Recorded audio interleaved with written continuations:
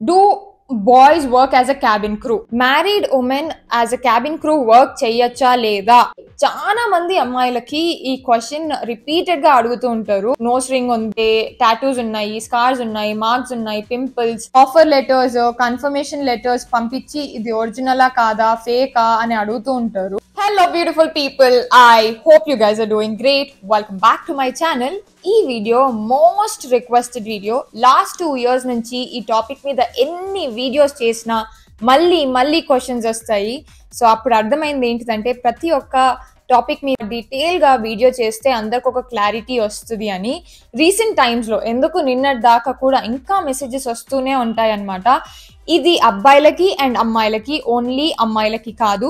So video మొత్తం చూడండి. ఒకవేళ ఇది మీకు యూస్ఫుల్ అనుకుంటే స్కిప్ చేయకండి. స్కిప్ చేస్తే మళ్ళీ ఏదో ఒక డౌట్ డెఫినెట్ గా రేజ్ అవుతుంది. ఫస్ట్ క్వశ్చన్ వచ్చి, married women as a cabin crew work చెయ్యొచ్చా లేదా అనేది పెద్ద క్వశ్చన్ అండ్ ఎప్పుడు అడిగే క్వశ్చన్. నా ఆన్సర్ వచ్చి ఎస్ అండ్ నో. ఎందుకంటే ఒకవేళ మీరు మ్యారీడ్ ఉమెన్ అయితే మీరు 27 years కన్నా తక్కువ ఉంటే డెఫినెట్గా అప్లై చేయొచ్చు. అంటే మీరు 23, 24, 25, 26, 27 మార్జిన్ మీద ఉన్నారనుకో డెఫినెట్గా తీసుకోరు. సో మీరు ఆ ఏజ్ క్రైటీరియాలో ఉంటే డెఫినెట్గా అప్లై చేయొచ్చు. నా పర్సనల్ ఒపీనియన్ చెప్తున్నాను, ఇన్ని ఇయర్స్ నుంచి వర్క్ చేసినాను కాబట్టి. ఒకవేళ మీకు పెళ్ళి అయిపోయింది అనుకో, డెఫినెట్గా మీ హస్బెండ్కి ఇష్టం ఉండాలి, మీ ఇన్లాస్కి ఇష్టం ఉండాలి, అండ్ పిల్లలు ఉంటే పిల్లలు కూడా కొంచెం పెరిగి ఉండాలి. అప్పుడే మీరు ఈ జాబ్కి హ్యాపీగా మీ 100% ఇవ్వగలుగుతారు. లేదంటే అస్సలకి ఛాన్సే లేదు. యాజ్ అ క్యాబిన్ క్రూ మీరు ఒక్కొక్కసారి 3 days ప్యాటర్న్కి బయటికి వెళ్తారు. ఒక్కొక్కసారి మీరు మీ హోమ్ సిటీలో ఉన్నా కూడా, మీ బేస్లో ఉన్నా కూడా 7 days కంటిన్యూస్గా ఫ్లై చేయాల్సి వస్తే మార్నింగ్ పోయి ఈవినింగ్ రావడం, లేదంటే నైట్ వెళ్ళి ఈవినింగ్ రావడం. సో టైమింగ్ అనేది అస్సలకి మ్యాచ్ అవ్వదు. సో మీరు మీ ఇన్లాస్కి కానివ్వండి, హస్బెండ్కి కానివ్వండి, కిడ్స్కి కానివ్వండి అస్సలకి టైం అనేది కేటాయించలేరు. అచ్చేసే ప్యార్సే సమझाया ठीक है. నెక్స్ట్ క్వశ్చన్ ని జాయింగే. సెకండ్ క్వశ్చన్ వచ్చి, చాలా మంది అమ్మాయిలకి ఈ క్వశ్చన్ రిపీటెడ్ గా అడుగుతూ ఉంటారు. నాకు నోస్ రింగ్ ఉంది, లేదంటే టాటూస్ ఉన్నాయి, స్కార్స్ ఉన్నాయి, మార్క్స్ ఉన్నాయి, pimples and what else, eye sight గురించి. సో స్పెసిఫిక్ గా ఈ క్వశ్చన్ అడుగుతూనే ఉంటారు. ఈ అన్నిటికీ నేను ఒక్కొక్కటిగా ఆన్సర్ ఇస్తాను, ఓపికగా వినండి. ఒకవేళ మీకు కానీ ముక్కు పుడుకుందనుకోండి, అది ఇంటర్వ్యూకి వెళ్ళే టైంలో తీసేయండి. అండ్ తీసి ఇక్కడ కొంచెం కన్సీల్ చేయండి. ఆ హోల్ ఏదైతే ఉందో అది కనిపించకుండా చూసుకోండి, అంతే. జాబ్కి వెళ్ళేటప్పుడు పెట్టుకోవడం అలౌడ్ కాదు, రైట్? టాటూస్, ఓకే, ఇది మోస్ట్ ఇంపార్టెంట్ వన్ అన్నమాట. మీకు మనకి ఇండియాలో ఉన్న ఎయిర్లైన్స్ ఏంటిదంటే IndiGo, Akasa, spice jet, air India. ఈ 4 మేజర్ ఎయిర్లైన్స్ ఉన్నాయి. IndiGo and spice jet uniform same ఉంటుంది. అండ్ సో దాని ప్రకారం మీరు హ్యాండ్ ఏదైతే ఉందో, నేను యూనిఫామ్ ఇక్కడ రిఫరెన్స్ గా పెడతాను. యూనిఫామ్ వేసుకున్న తర్వాత చేతులు కానివ్వండి, కాల్ కానివ్వండి, ఏదైతే విజిబుల్ పార్ట్ ఉంటుందో అక్కడ టాటూస్ కానీ, స్కార్స్ కానివ్వండి, మార్క్స్ కానివ్వండి, ఇవేవి ఉండొద్దు. ఇప్పుడు ఎయిర్ ఇండియా గురించి వద్దాం. ఎయిర్ ఇండియా ఫుల్ కవర్ అయి ఉంటుంది, హ్యాండ్స్, బాడీ, లెగ్స్, ప్రతి ఒక్కటి. సో వాళ్ళు కూడా చెక్ చేస్తారా అక్క అని మీరు అడగచ్చు. ఎస్, డెఫినెట్గా చెక్ చేస్తారు. కాళ్ళకి చెక్ చేయరు ఎలాంటి టాటూస్, స్కార్స్, మార్క్స్ ఉన్నాయా అని. బట్ షోల్డర్ కానివ్వండి, మీ హ్యాండ్స్ కానివ్వండి చెక్ చేస్తారు. ఎందుకంటే ఈవెన్ దో యూనిఫామ్ ఫుల్ ఉన్నా కూడా వాళ్ళు ఒకవేళ ఫ్యూచర్లో యూనిఫామ్ చేంజ్ చేసుకోవాలి అని అనుకున్నప్పుడు ఇలాంటి ప్రాబ్లం కావద్దు అని ముందు అడ్వాన్స్గా వాళ్ళు చెక్ చేస్తారు. And it's compulsory. సో మీరు ఒకవేళ ఎయిర్ ఇండియా కానివ్వండి, లేదంటే అకాసా ఎయిర్లైన్ కూడా కానివ్వండి, అది కూడా ఫుల్ కవర్డే. అక్కడికి వెళ్ళినప్పుడు మీకు ఒకవేళ ఇక్కడ షోల్డర్ బ్యాక్ మీద ఒకవేళ టాటూ ఉన్నా, హ్యాండ్ మీద ఉన్నా, దాన్ని కన్సీలర్ తోని కవర్ చేసుకోనికే చూడండి. కన్సీల్ చేసుకొని వెళ్ళిన తర్వాత సెలెక్ట్ అవుతానా అని మీలో చాలా మంది అడగచ్చు. 50-50 ఛాన్సెస్. మీ లక్ మీద కూడా బేస్ అయి ఉంటుంది. అండ్ ఎవరు ఆ టైంలో మీ స్కార్స్ ని చెక్ చేస్తున్నారు అనేది కూడా ఇంపార్టెంట్. ఇది ఒక నా తరఫు నుంచి చిన్న టిప్, ఇది అందరికీ తెలిసిపోతుంది. నాకు యాక్సిడెంట్ అయినప్పుడు నాకు ఇక్కడ ఒక స్కార్ వచ్చింది. అండ్ అలాగే ఇక్కడ కనిపిస్తుందా, ఇక్కడ మీరు చూస్తున్నట్టు ఇక్కడ చాలా పెద్ద స్కార్ ఉంది కదా.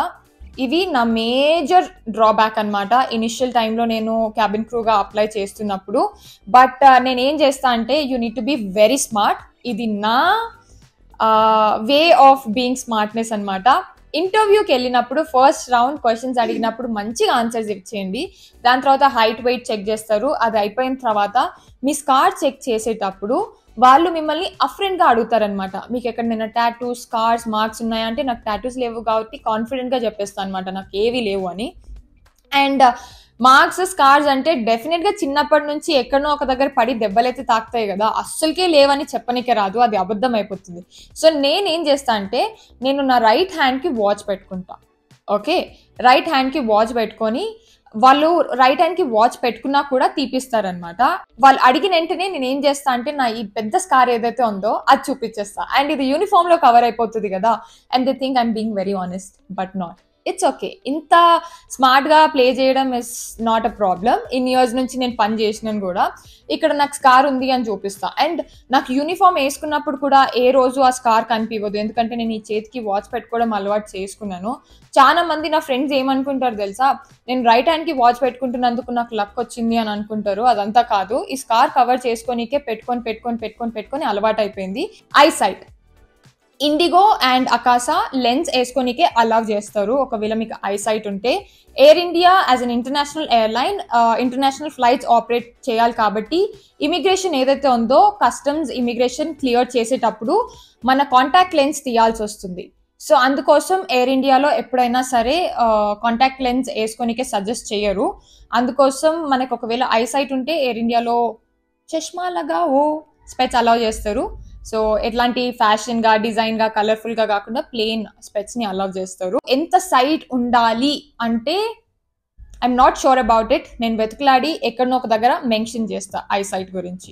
ఐ హోప్ అది కూడా క్లియర్ అయిపోయిందని అనుకుంటూ. నెక్స్ట్ వచ్చి యాక్నీ అండ్ పింపుల్స్. స్పెషల్ గా యాక్నీ అండ్ పింపుల్స్ మన ఫేస్ అండ్ నెక్ వస్తుంది కదా.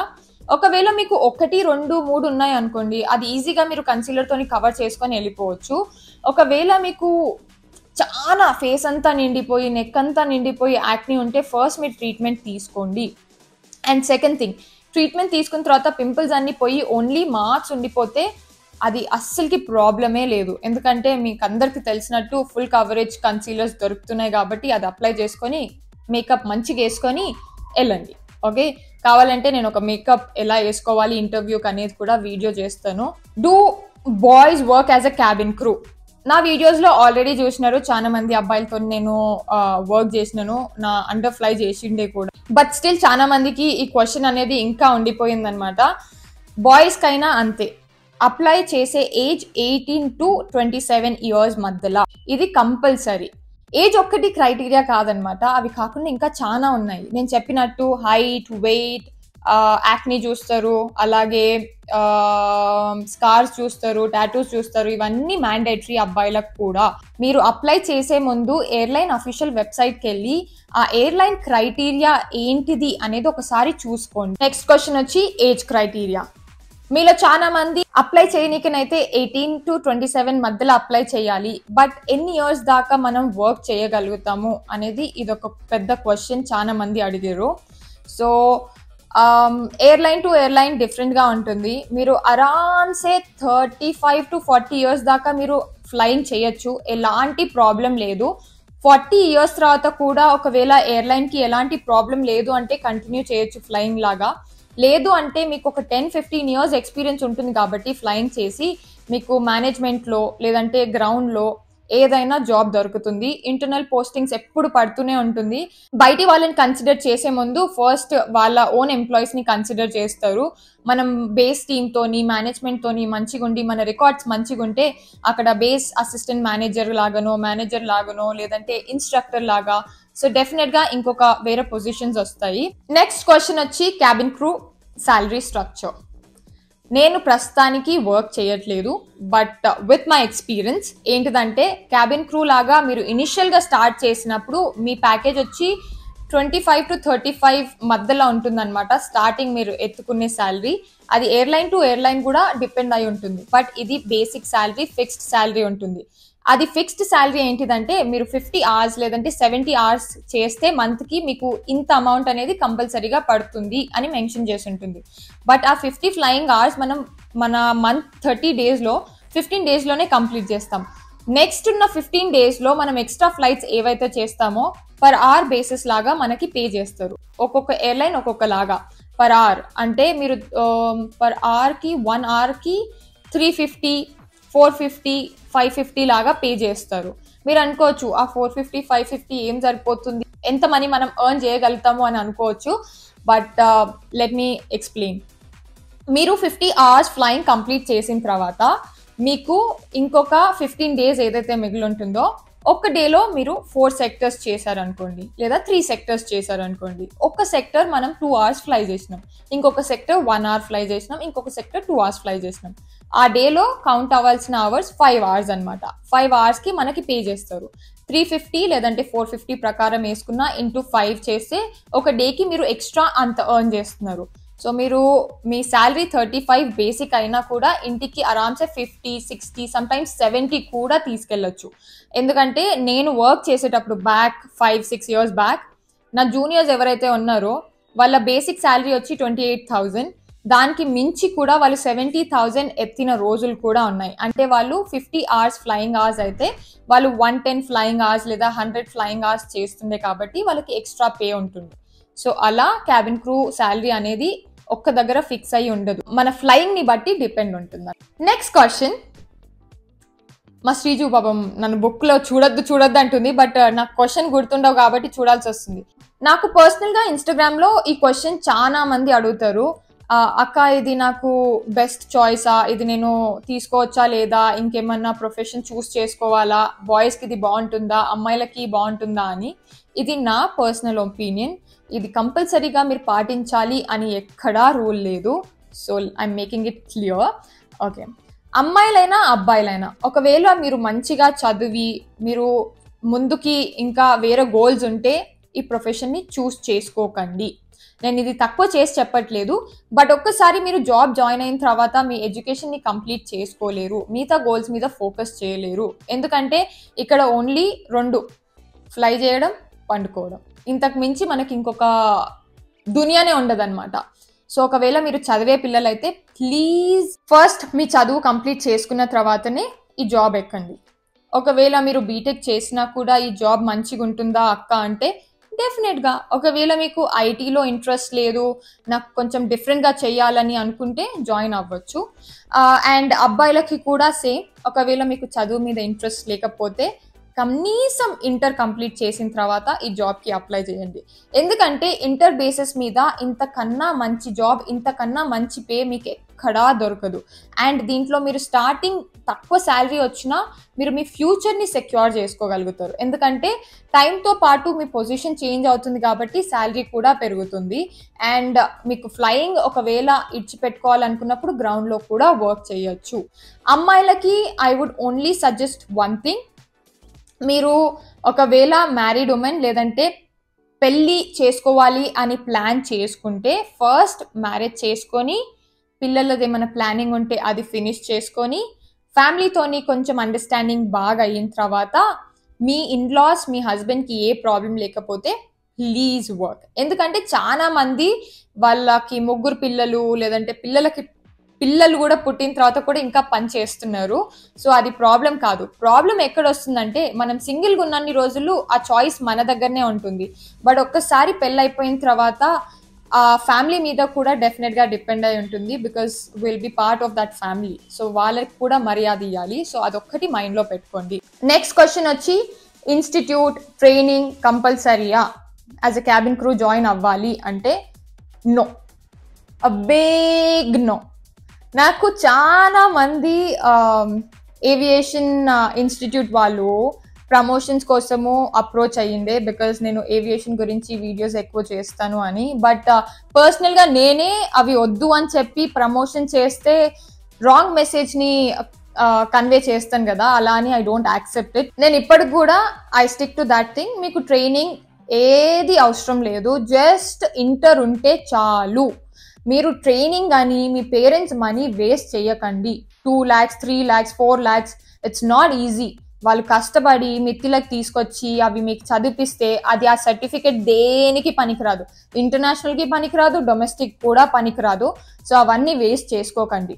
మీకు ఆ క్రైటీరియా ఉండి జస్ట్ ఇంటర్ చదివి పాస్ అవుట్ అయ్యి పాస్పోర్ట్ ఉండి ఆధార్ పాన్ కార్డ్ ఉంటే అంతకు మించి మీకు ఇంకేం అవసరం లేదు. I'm repeating my self again, you don't required any training, any certificate. Okay, మిగతా ఇంకా మాకు పైసలు ఉన్నాయి, మేము టైంపాస్ చేసుకోవాలి అని అనుకుంటున్నామంటే please go for it. You are wasting your time. మీరు ఇక్కడ చేసిన ట్రైనింగ్ మళ్ళీ అక్కడ పోయి వేరే ట్రైనింగ్ చేయాలి. ఈ ట్రైనింగ్ అంతా బక్వాస్ ట్రైనింగే, అంతకు మించి ఏమీ ఉండదు. మేబీ నా టైంలో అలా ఉండొచ్చు, ఇప్పుడు చేంజ్ అవ్వచ్చు, but still you don't require training. ఇంకొక క్వశ్చన్, ఎడ్యుకేషన్ క్వాలిఫికేషన్ గురించి.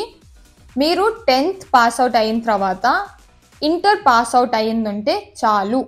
ఏ సబ్జెక్ట్ అయినా తీసుకోండి, ఎంఈసి, ఎంపీసీ, సిఈసి, బైపీసీ, ఏదైనా ఎలాంటి ప్రాబ్లం లేదు. అండ్ ఒకవేళ మీరు ఇంటర్లో ఫెయిల్ అయ్యి 2 years తర్వాత మళ్ళీ ఎగ్జామ్ రాసి పాస్ అయినా తీసుకుంటారు, అలాంటి ప్రాబ్లం ఏమీ లేదు. డిప్లొమా చేసిన వాళ్ళని తీసుకుంటారా అంటే I'm not sure about it. వాళ్ళు ఎక్కడ అది క్లియర్గా మెన్షన్ చేయలేదు కాబట్టి నాకు అంత ఐడియా లేదు. బట్ 10+2 అయితే కంపల్సరీగా ఉండాలి. మీకు కావాల్సిన డాక్యుమెంట్స్ ఏంటివి అనేది చెప్తా. 10th passed out certificate, inter pass certificate ఉండాలి, ఆధార్ ఒరిజినల్ ఉండాలి, పాన్ ఒరిజినల్ ఉండాలి, పాస్పోర్ట్ ఒరిజినల్ ఉండాలి. ఈ 5 డాక్యుమెంట్స్ మీ దగ్గర ఉన్నాయంటే ఇంక ఏ డాక్యుమెంట్స్ మీకు అవసరం లేదు. పాస్పోర్ట్ మీరు ఇంటర్వ్యూకి అటెండ్ అయ్యే ముందు అప్లై చేసి పెట్టుకోండి, సో దాట్ మీరు సెలెక్ట్ అయ్యే లోపు మీకు ఆ పాస్పోర్ట్ అనేది చేతిలో ఉంటుంది. ఇంటర్వ్యూ ఇచ్చిన తర్వాత సెలెక్ట్ అయిన తర్వాత అప్లై చేస్తలే అక్క అంటే వాళ్ళు కూడా మీరు అప్లై చేసిన తర్వాతనే మళ్ళీ వచ్చి ఇంటర్వ్యూ ఇవ్వండి అంటారు. మళ్ళీ ఆ ఆపర్చునిటీ మనకి లైఫ్లో రాదు.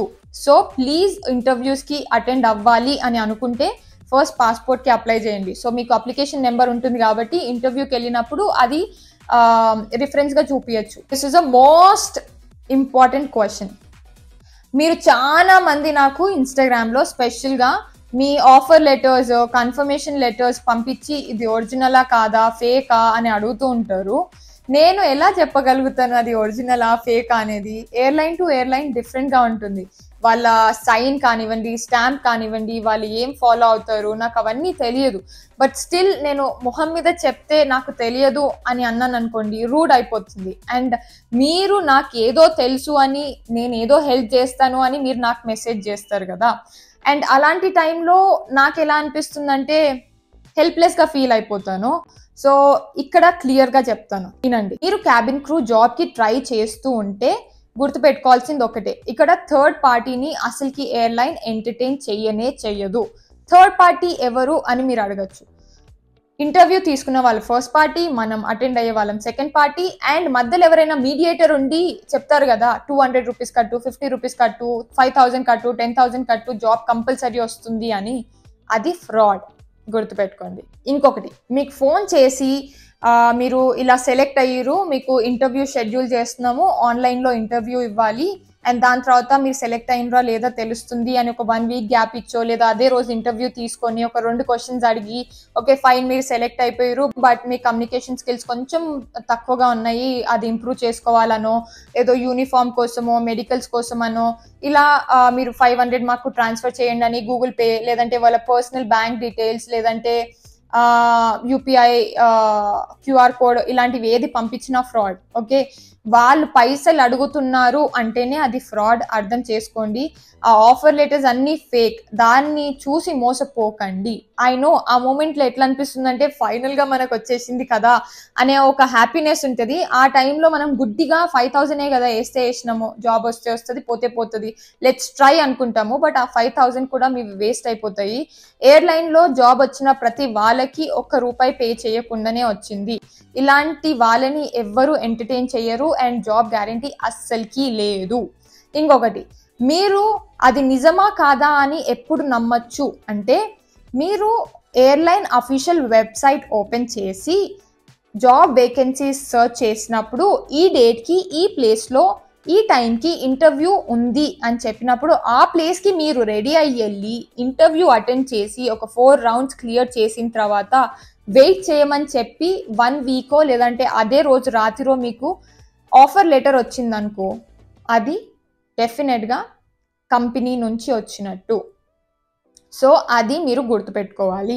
And company as an airline కూడా వాళ్ళు కూడా పైసలు అడుగుతారు. ఎప్పుడు పైసలు అడుగుతారో నేను చెప్తాను. మీకు ఒకసారి ఆఫర్ లెటర్ వచ్చిన తర్వాత మీకు క్లియర్గా వాళ్ళు ఏం చెప్తారంటే మెడికల్స్ చేయమంటారు. కొన్ని ఎయిర్లైన్స్ మీరే మీ పైసలతోని మెడికల్స్ చేయాలి అని చెప్తారు. కొన్ని ఎయిర్లైన్స్ ఏం చేస్తుందంటే మేమే మెడికల్స్కి కడతాము, మీరు వెళ్ళి మెడికల్స్ చేసి రండి అని చెప్తారు.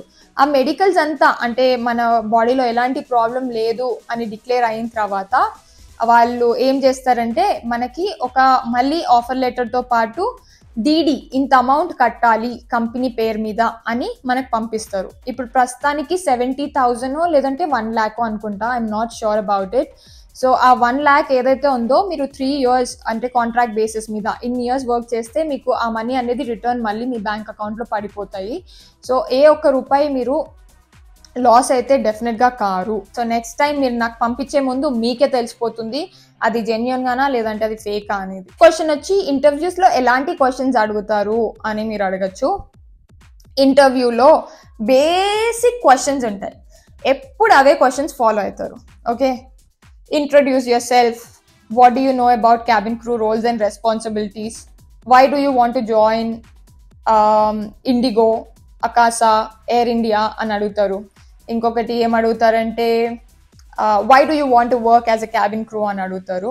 ఇవి మేజర్ క్వశ్చన్స్. దీని తర్వాత మిగతా ఈ నార్మల్ క్వశ్చన్స్ అడుగుతారు. ఎలాంటి క్వశ్చన్స్ అంటే టీవీ గురించి మాట్లాడు, నీ ఫేవరెట్ బుక్ గురించి మాట్లాడు, నీ ఫేవరెట్ మూవీ గురించి మాట్లాడు, మీ సిస్టర్ నీ మధ్యలో ఉన్న రిలేషన్ గురించి మాట్లాడు, నీ బెస్ట్ ఫ్రెండ్ గురించి మాట్లాడు. ఇలా ర్యాండమ్ టాపిక్స్ ఇస్తారనమాట. ఎందుకు అట్లా ర్యాండమ్ టాపిక్స్ ఇస్తారంటే మన కమ్యూనికేషన్ స్కిల్స్ చూడనీకే. ఓకే, అండ్ మీలో చాలా మంది నాకు ఇంగ్లీష్ మంచిగా రాదక్క, నాకు అంత కాన్ఫిడెన్స్ లేదు అంటే ఇది జాగ్రత్తగా వినండి. ఇంగ్లీష్ అనేది ఒక లాంగ్వేజ్. ఓకే, మనం మాట్లాడేది పక్కన వాళ్ళకి అర్థమయ్యి వాళ్ళు మాట్లాడేటప్పుడు మనం అర్థం చేసుకోగలిగితే చాలు.